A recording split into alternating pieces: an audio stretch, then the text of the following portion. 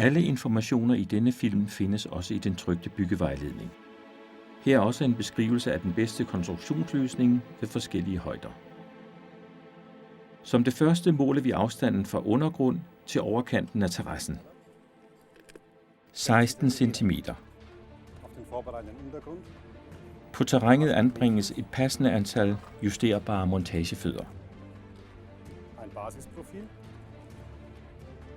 Ved at dreje montagefødderne op eller ned, får vi den nøjagtige samme højde på belægningen. Med blot én skrue sættes montagefødderne fast i underkonstruktionen. Hele underkonstruktionen forløber parallelt til husmuren. Senere lægges terrassebredderne vinkelret ud fra huset. Det er også muligt at bygge sin belægning diagonalt eller i mønster.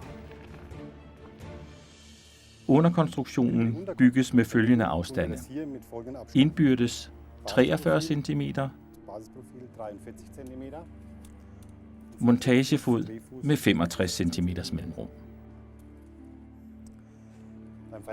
Hvis underkonstruktionen skal forlænges, skal overlapningen have bredden af mindst 2 brædder.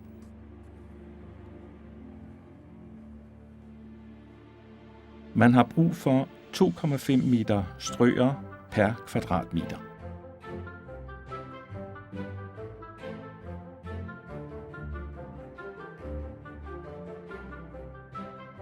For at regnvand kan løbe fra belægningen, skal du sikre et fald på 1,5 til 2% per løbende meter.